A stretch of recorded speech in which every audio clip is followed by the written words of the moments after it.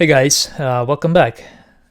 As I mentioned in the previous video where I introduced this TV typewriter project, we will assemble each board in separate episodes so that we could actually spend time trying to get it working and making sure that it actually works before moving on to the other steps in the project. So in this video, we'll be assembling the TV typewriter's mainframe board, and we'll be using this construction manual for the TV typewriter, which contains quite a bit of information. It's actually very detailed, and I think it's a must read if anyone wants to build this project. So we'll be following along with the construction, or I guess it's the suggested construction steps. I guess we could build it in any way we want, but I just, for the sake of trying to reproduce things from 1970, I will try to actually do it in the same steps as Don Lancaster outlined in this article. So on page 11 of the construction manual, we have the steps outlined, well, the beginning of the steps, and then page 12 continues with the other steps. But as it says here, these steps must be done in the construction must be done in progressive stages and should not be started until the complete story is in hand and thoroughly understood. So be sure to actually read the construction manual to understand how the TV typewriter is supposed to work and how it all goes together before actually attempting the project. So if one step does not work properly, if it presents problems, do not go beyond any operation that does not seem correct. Stop and find out why. So yeah, if something doesn't look right on the step that you're working on, just take a pause and try to figure out what's going on and try to fix it before moving on.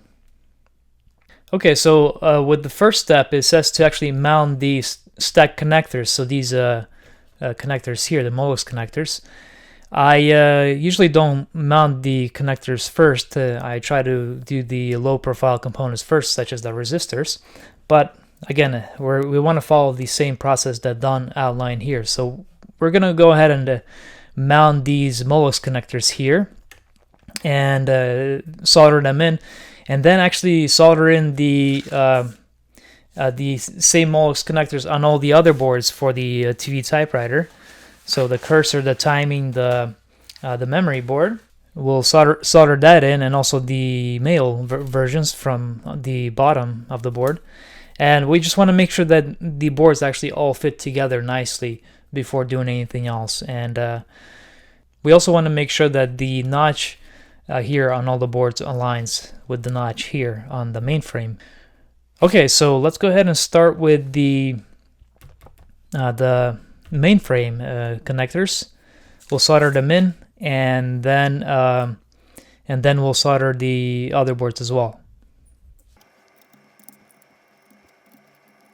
Okay, so the way I just went ahead and inserted the Molex connectors, and the way we're going to align them is to basically align the white line of the connector, the solid white line, or I guess the thicker white line, with the clip pins. So we have the clip pins here, and the white line, or the solid white line, on the right side. So we'll have it be facing that direction.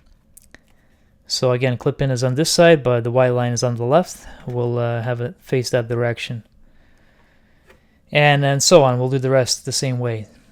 I'm going to go ahead and tape it down and solder it in.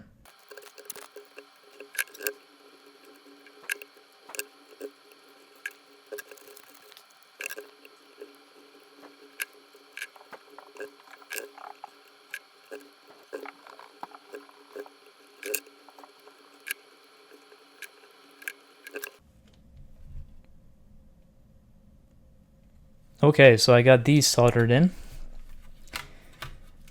We should also go ahead and solder in the connectors on all of the other boards as well. And we will actually be using these male Molex connectors. They will actually be attached from the bottom, something like this. We'll solder that in like that, and this will actually plug in into the connector on the mainframe, and that's how the boards actually stack on top of each other. These pins here are pretty long, so it won't like completely be flush against the connector on top, on the bottom. And I'm gonna leave it that way for now because I'm not sure how tall the components that will be underneath will actually be, and I don't want it to be touching the board right above it. But if it's low profile underneath, I might trim them, make them a little bit shorter. Okay, I'm gonna solder in the connectors for the other boards as well. So in this case, it's the cursor board, but all the boards are pretty much the same connector orientation, so it doesn't matter which one we solder next. And we can solder these connectors in just like we did with the mainframe, but before we solder them in, we actually have to solder the bottom connectors first. And the reason why is because if we solder these in, and then we won't have access to the bottom connectors, it'll be really hard to solder them. So we'll solder the bottom connectors first, and I already have this cursor board connectors inserted in here. But the way that we will want to insert them is basically insert the bottom connector into the holes where the solid white line is, the thick white line is. So for example, on this connector here, I have it on the right side because that's where the thick white line is. And this connector here, I have it on the left side because that's where the thick white line is. And we'll solder these in, and then we'll move on to the top connectors.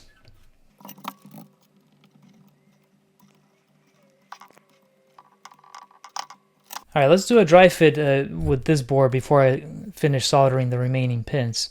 And we want to align this notch here with the notch on the mainframe.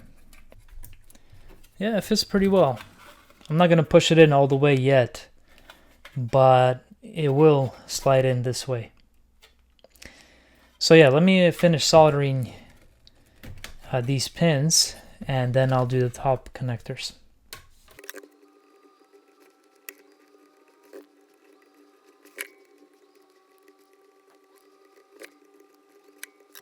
Okay, so that's soldered in. So let's insert these top connectors now, and we'll insert them into the other hole of each connector, since the first one is already used up. And we'll align it the same way that we did with the mainframe, with the this clip-in facing the same direction as the solid white line, the thicker white line. So this connector here, we have the thicker white line facing away from me. So I'll face the connector, this clip-in edge, away from me as well, and insert it into the other hole. So if we look on the other side here, we can see slightly the footprint for this connector. So we have access to soldering the connector from there. That's why we want to install the bottom connectors first, because if we had installed these connectors in, the bottom connectors will be really hard to access here. So let me go ahead and insert the rest of these connectors in the same way, the correct orientation for each, and solder them in.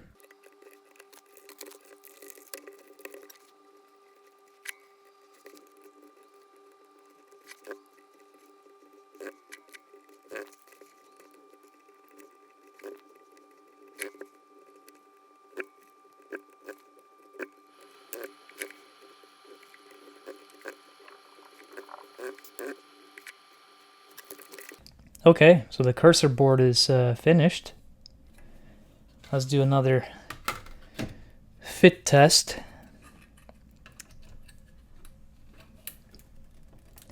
I'm not going to push it in all the way yet, since we need to populate it still. But I think so far it looks pretty good. What I'm going to do next is install the connectors on all the other boards. There's 2 more left.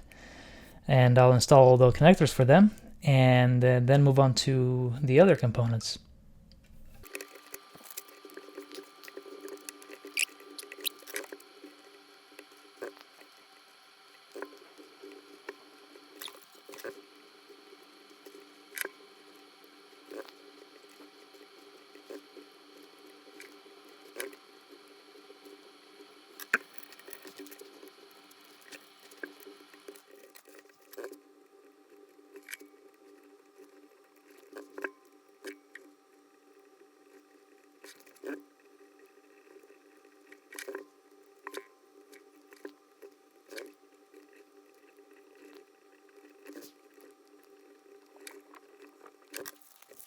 This is the memory board, and that's finished. And one more board, and that's the timing board. And let's do the same with it as well.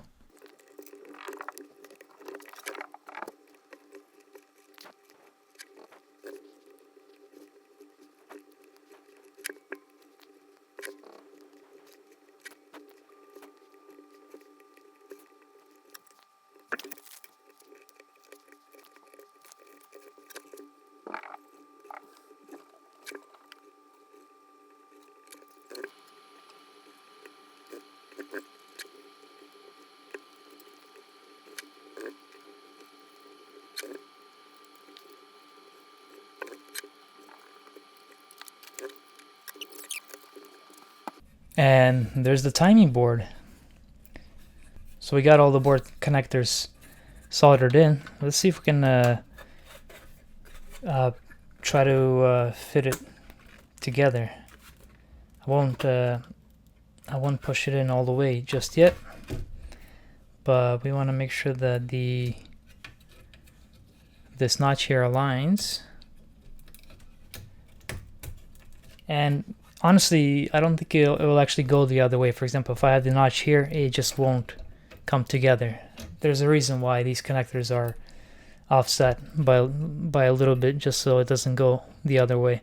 You can only insert it one way. Alright, so I didn't push it in all the way just yet, but this is what it looks like connected together.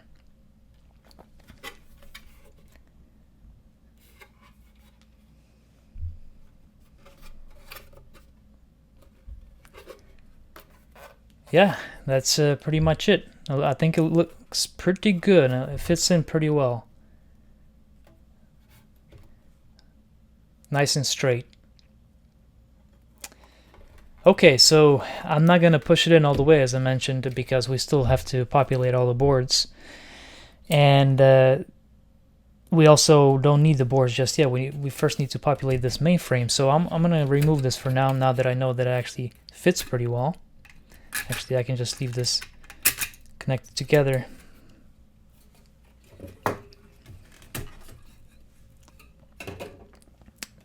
All right.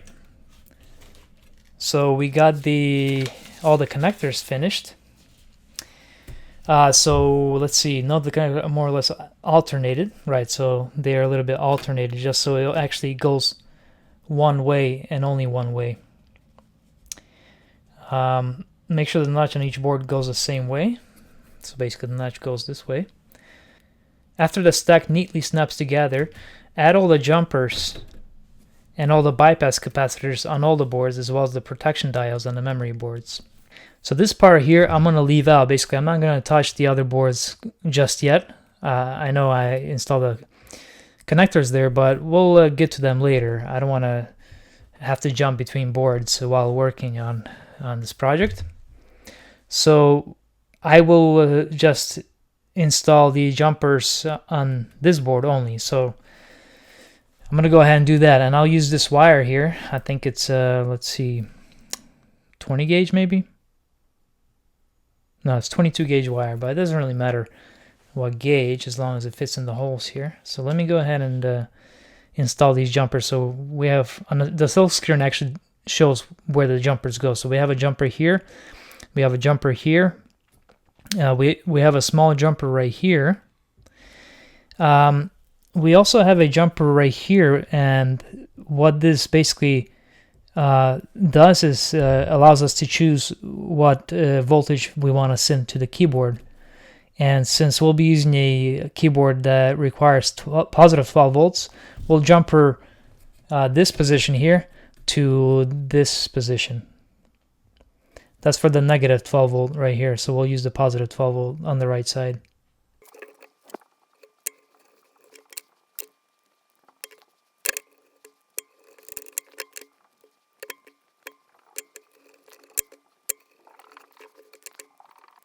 As you may have noticed, I'm using bare wire as jumpers for these positions here.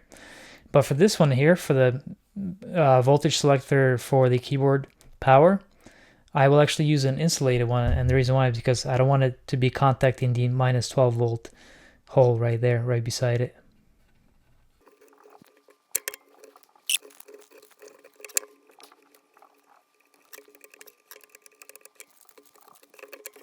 Alright, so I got the jumpers installed, and the instructions actually tell us to install all the bypass capacitors on all the boards, but we don't have any bypass capacitors that I can see on the power supply side of the mainframe, so I'll skip that for now. And we can basically move on to step 2, which is to build a power supply section here. So we'll be installing a transformer here with a positive 12 volt and 6 volt output, which is the transformer right here from Signal Transformer Co. And we'll also install the capacitors, the diodes, and voltage regulator, the fuse, and also these wires here. Additionally, we're going to install all of these switches here. So let's go ahead and install all the diodes first. There's one thing that I wanted to mention, and it's this here. Basically, the orientation of the diodes here are all correct. Basically, you can go off of the way the silk screen is oriented. We can orient our diodes in the same way. The only thing is that the actual diode designation, the number for it, for example, D3 here, that's actually not D3. According to the schematics, if we look at the schematics here, that actually should be D5. And D4 is D6. And D5 is D4. And I think D6 is D3, if I'm not mistaken. The rest of the diodes are correct. And another thing, so here's the thing. It doesn't really matter which diode number it is for these diodes here, because they're all the same diode type, which is the 1N4001. So that's why it doesn't really matter that it's wrong here on the silk screen. But if you want to trace the paths on the PCB and try to figure out what's going on based on the schematic, you'll be confused because these diodes are not the correct designations from what the schematic is showing. Additionally, the schematic is wrong here in that D5 and D6 are backwards, so they should be oriented the other way. But the silk screen is correct here. So let me go ahead and install all of these D1 through D6 diodes, which are the 1N4001, and then D8 and D9 diodes, which are so D8 is 1N4736 and D9 is 1N4734. I got this 1N4736 diode, and it came in a really cool package. Basically, one single diode came in this little package.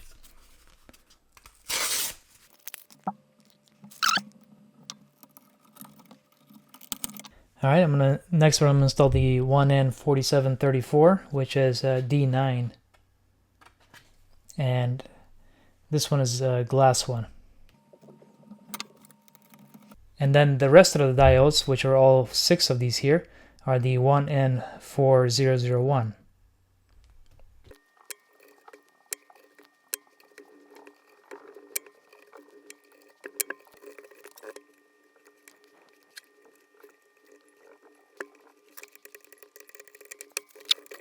Next, we're going to install the power supply capacitors, and for C1, it's calling for 5,000 microfarads, 10 volts electrolytic capacitor, but I'll be using a 4,700 microfarads, 10 volts.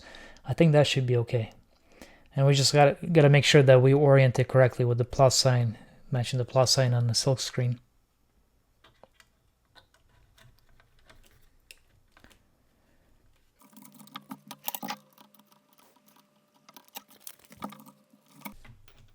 C2 and C3 are both 1,000 microfarads, 25 volts.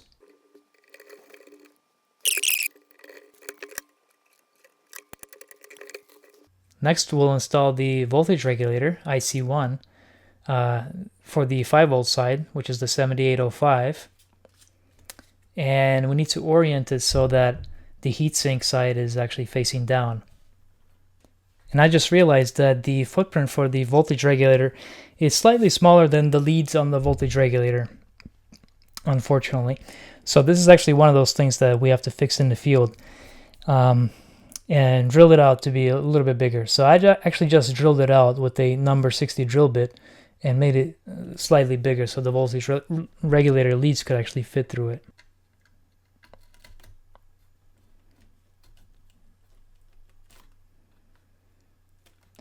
And before we solder it in, I also want to make sure that this this external heatsink that we're going to mount on the voltage regulator is actually mounted to the regulator before we connect it all together. So I will insert it before we solder it in. So I'm going to go ahead and insert this heatsink into its footprint. And so far it's almost matching up to the hole, but I will raise the regulator slightly so that it's aligned and insert a little screw so it holds it in place. But before I do that, I want to apply some thermal paste so that it creates a better thermal transfer between the heatsink and the regulator. Just a tad bit. I don't want to overdo it too much, but I want to cover it completely.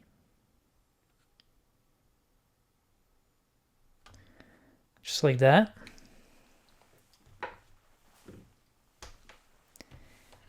And now we can insert the heatsink into its footprint again.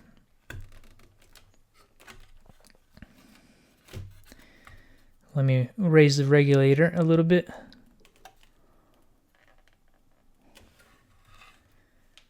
And then mount it to the heatsink with the little bolt.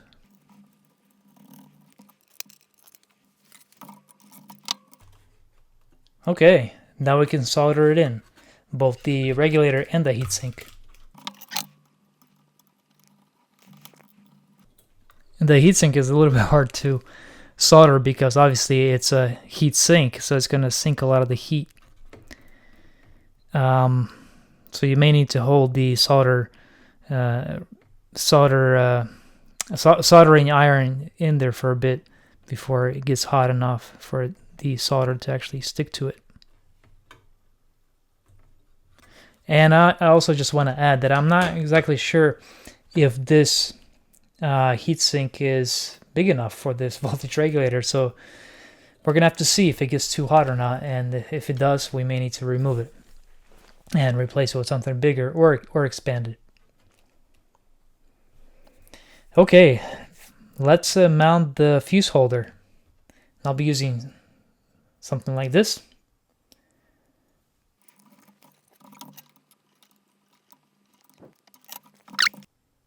And I just realized that I accidentally installed a jumper into R1. That's where resistor 1 is supposed to go. So I will actually remove that and install the resistor in there. But we need to install R1 and R2.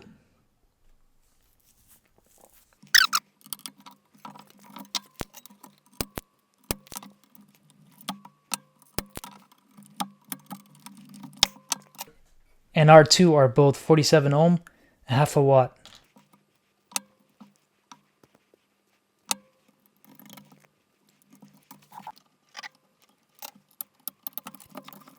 All right, so what we have left here for the power supply side is the transformer and the switches.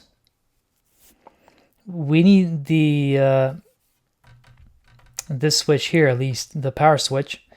But I think we should go ahead and install all these switches while we're at it.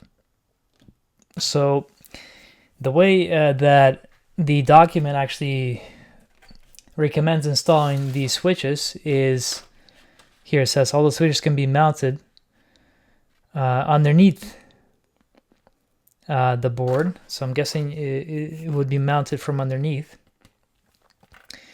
But you see, if you mount it underneath, and you have a switch mounted here, that's assuming that your board is going to be upside down, and the switches will be basically controlled from this side. But if you want your board to be like this, right side up, your switches will be underneath, and that won't work. So the other alternative is to basically either mount it on top, but then all this other stuff will be in the way, and so you can't actually have an enclosure with the switches on top of it because they're mounted to the board. So we will actually have to use wires to solder in the wires into the footprints here and then attach them to the switch. So that's what I'm actually going to do right now. And I'll be using this 22 gauge white wire for that as well. I think I'm going to make I'm going to make each wire approximately 8 inches long, just to have some slack. So here I trimmed some wires for the switches, and because I don't have that much wire with me, I will actually only solder the leads that are actually being used. So for example, these leads right here on the power switch, the two top ones are not even being used, so I can leave those unsoldered. But if you want to just go ahead and solder all of the pins into each footprint, that's okay as well. Keep in mind that two of these switches, these two right here, the home switch and the repeat switch, are actually momentary switches. And this switch right here, the on and off switch, must be rated for at least 120 volts. And the momentary switches will align it so that we press the switch down to activate. Basically, it's going to be mounted like this.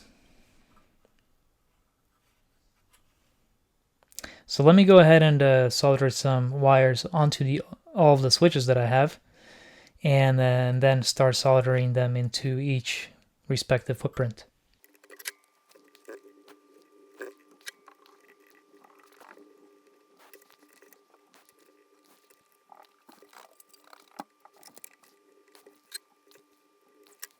Alright, so I got one switch. Let me do the rest of the switches, and then we can solder them in. I got wire soldered to all these switches here, and like I mentioned, I didn't solder all of the pins here because I don't have enough wires, so I'm just going to basically solder the pins that are actually being used on the PCB.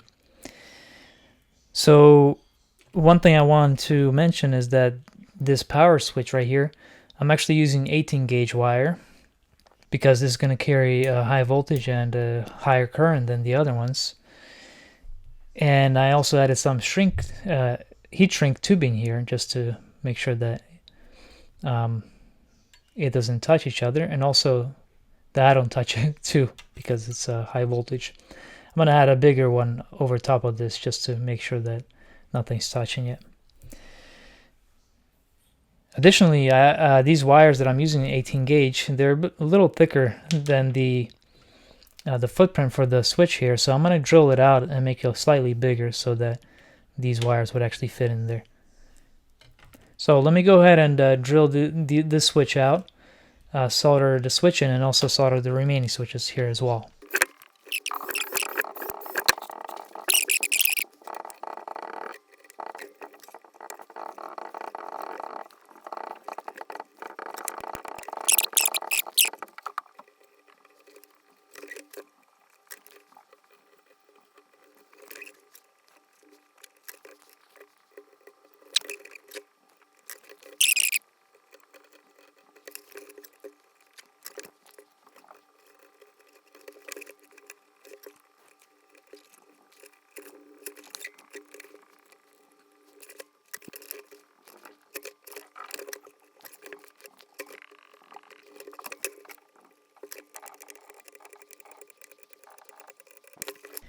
So one final thing that we need to install for the power supply section of the mainframe is the transformer, and we need to make sure we connect it to the mainframe correctly. So the transformer that I have here is made by Signal Transformer Company, and I think the part number is actually 241A, so maybe 24 volt 1 amp. And we will mount it so that basically it hooks up like this, and we'll use some screws to mount it to the PCB. So let's go ahead and do that. Let's go ahead and mount it first.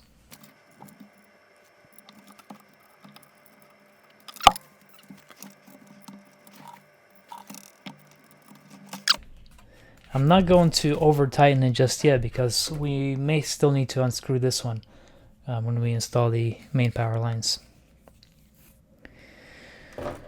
Alright, so let's hook up the secondary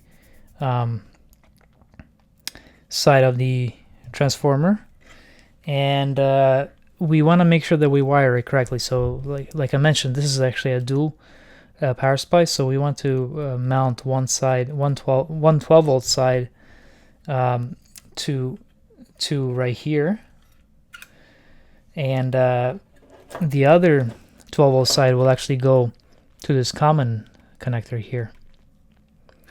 And then we have one 6 volt side. Sorry, one 6 volt side goes there, and the second 6 volt side goes there, and the I guess the 0 side will mount to the common wire as well. We can follow this schematic here to figure out how to actually wire the transformer. Alright, so I removed the existing wires that were attached to this transformer. So what we're going to do now is attach the 6 volt side, and basically a 6 volt side from this side of the transformer, and also this circuit. And one goes right there, and the other one goes right beside it. Let's do the 12 volt side. Again, we can reference the schematic here to know which wire from the transformer connects to which location on the PCB. Alright, so we'll connect the 0 side here of the transformer to this hole right here, right beside the D5 silkscreen label.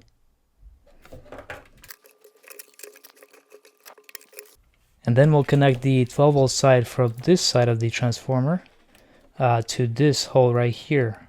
I don't know if you can see that, but basically the label says 12 volts.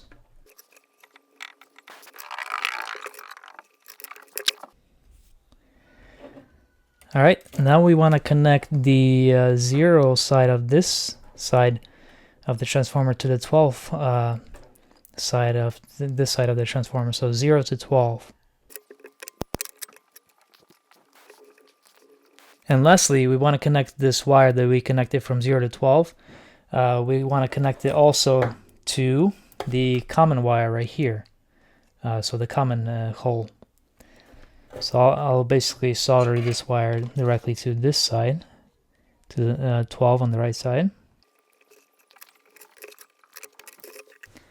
And that's all the secondary wiring of the transformer. I will clean it up a little bit later, but I think we're done with that for now. Next, we can install the wires on the primary, and basically it's very simple. There's just two connectors here, and we'll just run them to here, so one here and one here.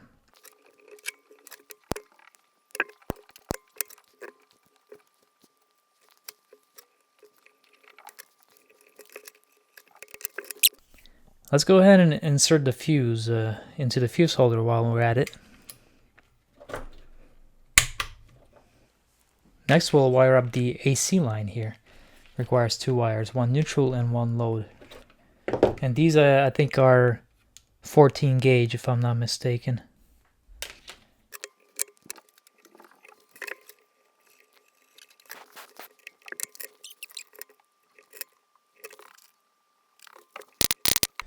Remember, I left this loose here. I'm gonna unscrew it now so that I can insert a clamp for the wires.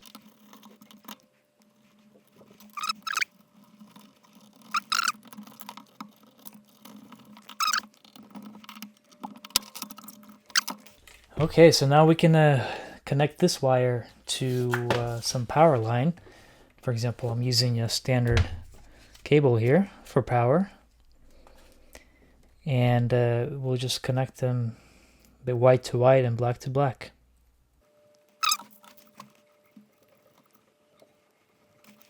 I just realized that I forgot to install the D7 diode for the what is this, positive 12 volt? Yeah, it's for the positive 12 volt Zener diode. So let me go ahead and install it now.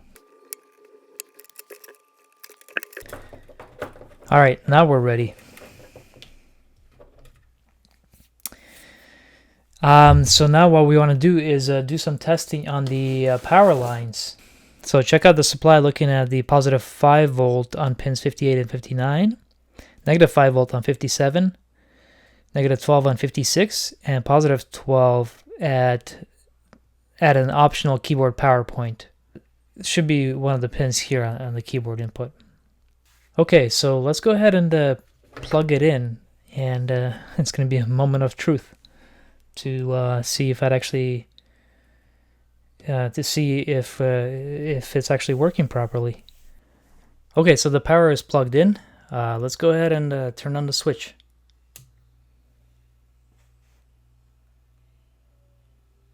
Well, so far so good. No explosions or fires. I will go ahead and pull out my voltmeter and do some testing. Actually, I went ahead and turned the power off because we need to mount the self-test. I forget what they're called. I guess binding posts, right? So we want to mount one for ground and one for, I guess, I don't know which one that is. Probably the video out. But these will be temporary for now because I still have to make them slightly shorter. I think they're too long.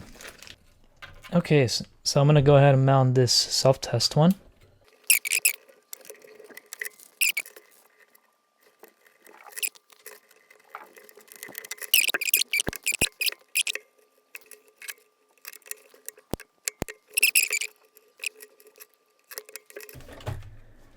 Alright, now that we have these wires, jumper wires hooked up, we can unscrew these binding posts and insert it into this hole here, right in the middle of it, like so, and then just wind around it. Basically, this binding post is now bound to the ground trace, and then this other one will do the same. Alright, so we got two testing points. One is ground and one is, I think, for the video, but I'm not 100% sure yet.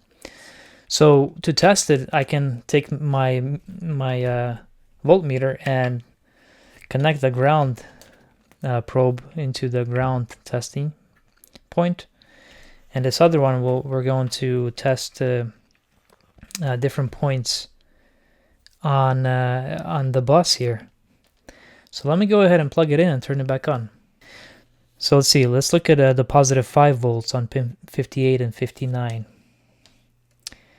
We have 50s here, so 68 all the way at the end.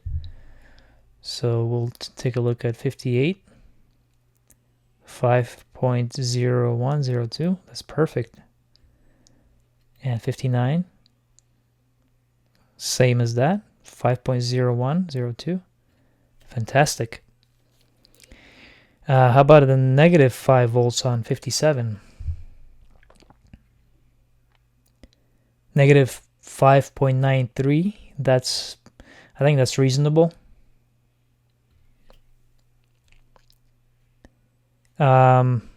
Negative 12 on 56. A negative 13.11, which is slightly off, but not by a huge margin. I think I'm okay with it for now. I'm gonna investigate a little bit later why it's actually off by a whole volt, but I think it should be okay. And then a positive 12 on the keyboard input key right here somewhere. In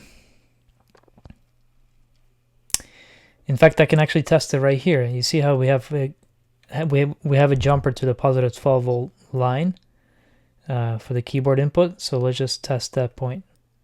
13.6, slightly higher than I expected, but not that much off. So I think I'm okay with that. Yeah, so I think the slight voltage deviations are actually pretty reasonable and make sense, especially...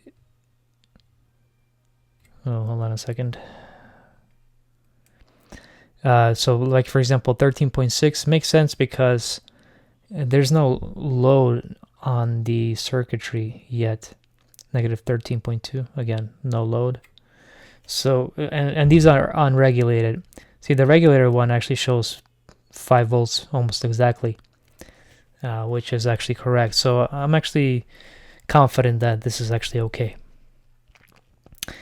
All right, so now that we're satisfied with the voltages that we're seeing from the power supply of the TV typewriter, we can actually move on to step 3 of the construction instructions here, which is to install the RF modulator and things like related things here, and test it out. So let's go ahead and install the rest of the components on the mainframe board. So the first thing we want to do is make the coil here, and the way that the coil should be made based on the construction details is to use 14 gauge, I believe, or maybe 12 gauge. Let me just double check. So the parts list actually calls for number 14 solid wire. So yeah, 14 gauge wire. So I'm going to use this 14 gauge copper wire from a piece of wire. Actually, I think it might be a ground for an electrical wire. And we need to wind it 6 turns on a 3/8 mandrel, or I guess just a 3/8 diameter. So I'm going to use this drill bit. This drill bit is actually 3/8.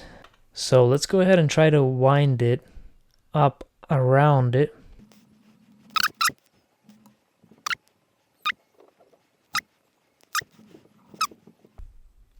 All right.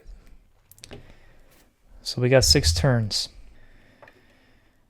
So it looks like it's slightly too long. I know the instruction is actually called for approximately 1 inch long. This one is slightly larger than 1 inch, so we can probably compress it slightly.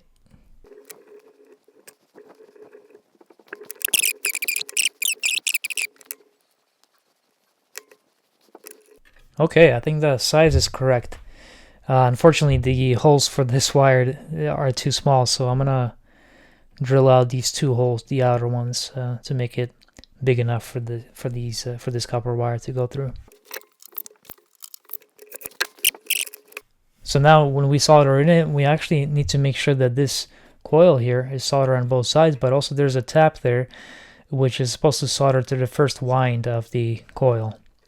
So mine is a little bit off. I'm gonna move it slightly left to make sure that it's aligned correctly. Okay, I'm gonna go ahead and solder the center tap there first.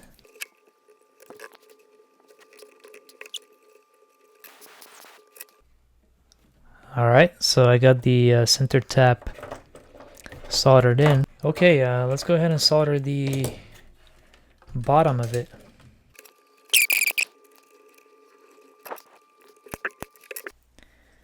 Now we can install the remaining components for the RF modulator. So let's go ahead and install the resistors.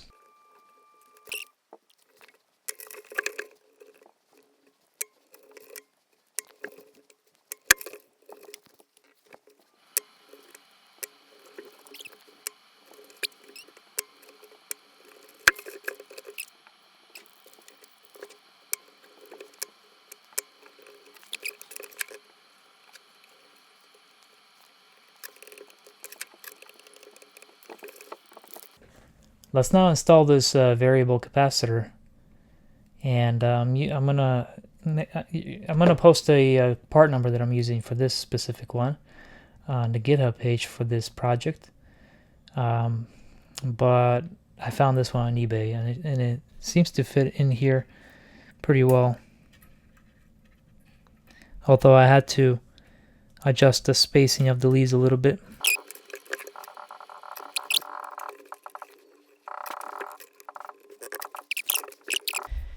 Okay, what about the diodes?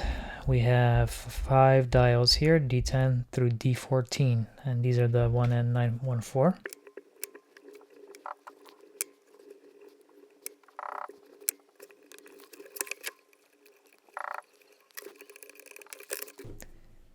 There's actually one more 1N914 that goes into this position here, which is marked as D10, but I don't think that's D10 because we have D10 right here, D10 through D14, so maybe it's D15, I guess we could call it that.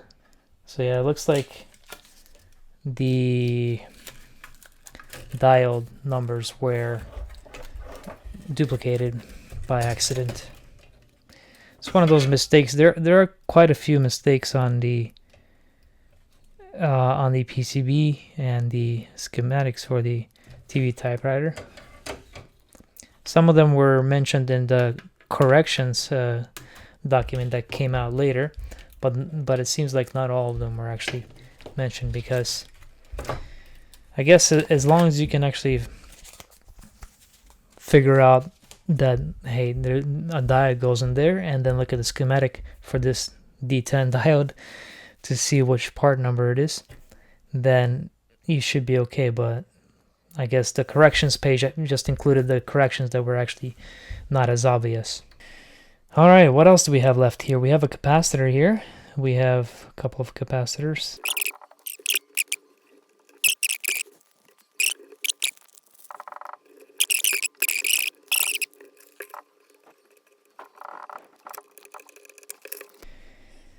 Then we have this transistor, 2N918.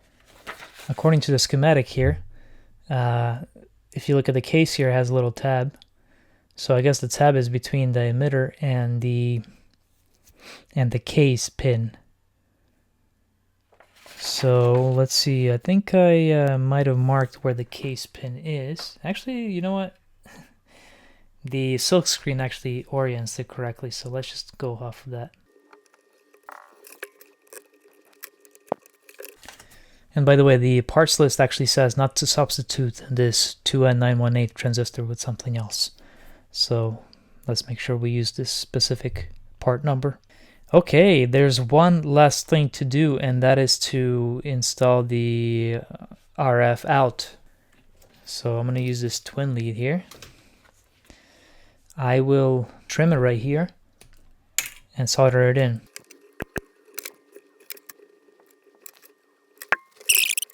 And the way we're going to install it is to run it through the top of the first hole, and then run it back out through the second hole.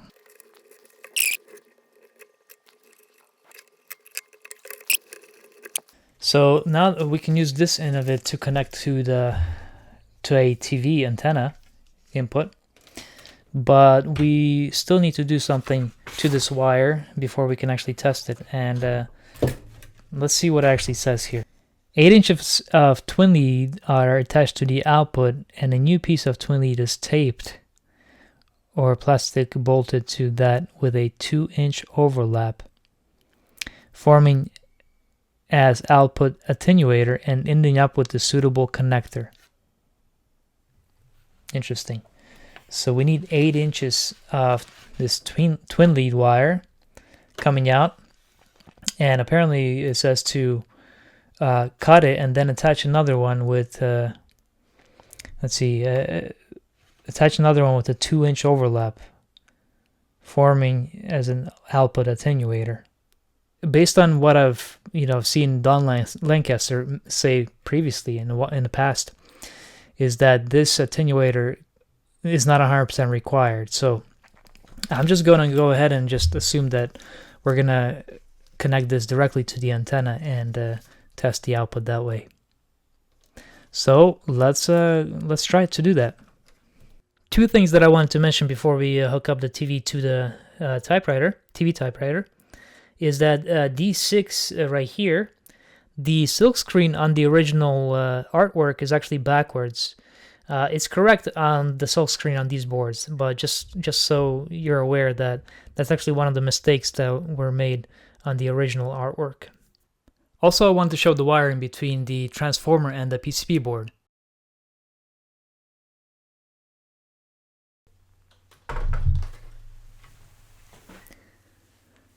Okay, so we'll be using this Motorola TV. I forget what the model number is, but this TV was actually used for the TVT2. I think I saw it on a brochure or something like that, something in regards to the TVT2, and I thought it was pretty cool, so I got it. I don't remember where I got it, but we're gonna hook up the twin lead to the antenna input of the TV, and see if we can actually get something to show on the screen based on what the construction manual is telling us. So we're still on point 3 of the construction steps, and right here it says to test the RF modulator, temporarily short the video output pin 20 to ground. That'd be my guess. And this tells the modulator to put out maximum signal. I'm not actually sure if this is actually required, but for this test experiment, to see if the modulator is actually working, let's go ahead and short it to get the maximum signal. Okay, so I shorted pin 20 of the bus to that ground test pin, what is it called? Standing post. So the next thing it tells us to do is apply the output to a suitable TV, which we already got a suitable TV here, I think. Preferably high quality small screen. Let's see, next page. Black and white receiver. When power is applied, you should be able to tune the trimmer capacitor, which is this right here, to channels 2, 3, 4, or 5. You should get a completely blank screen and complete audio quieting with proper tuning. So it says do not go beyond this point until you are sure that the modulator and oscillator are working properly. So the way the TV works is it has a VHF and UHF bands, and I hooked up the twin leads to the VHF side of the TV in the back. And on the front of the TV, there are two knobs. One is for the UHF, and one's for the VHF. So if you want to use UHF, for example, you have to set this U to use the UHF knob here. And if we want to use the VHF, we just use this knob here to set the channel. So I'm going to go ahead and set it to channel 3, just a random channel.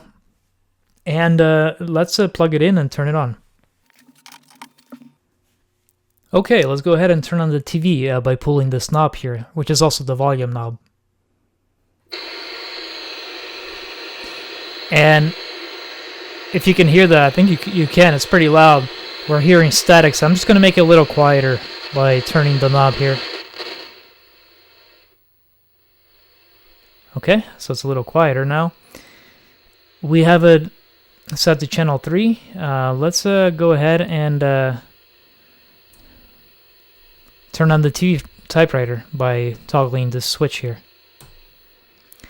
TV typewriter is on. We're not seeing anything on the screen. So what we can do is basically turn this knob here on the variable capacitor until we get a black screen.